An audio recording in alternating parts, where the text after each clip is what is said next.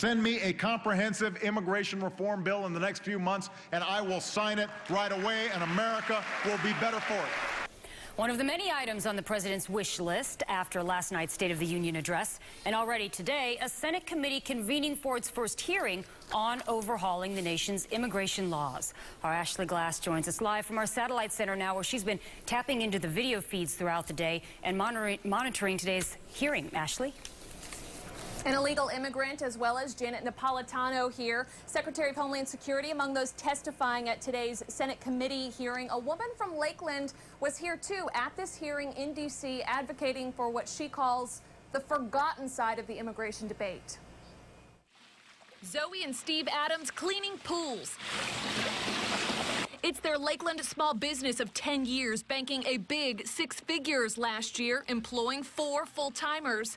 They're from England, building their business with an E2 visa. I actually really call it a ridiculous visa.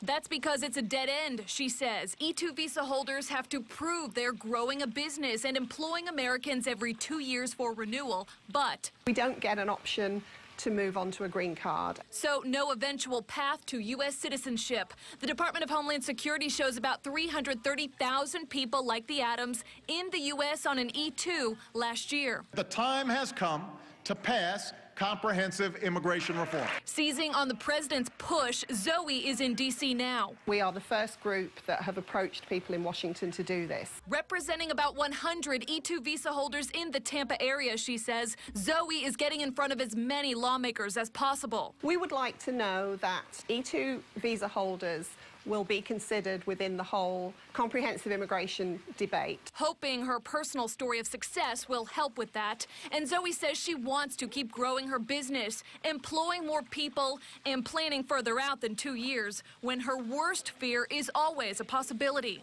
Your whole life is suddenly changed just by some guy saying, no, I'm sorry, I don't think your business is doing well enough. She's talking about if that E2 visa were not renewed, and it hasn't happened to Zoe Adams yet. I'm just off the phone with her, too. She tells me it's been a productive day in D.C., meeting with staffers, and she's hoping later on in the week to get face-to-face with Senators Marco Rubio and John McCain.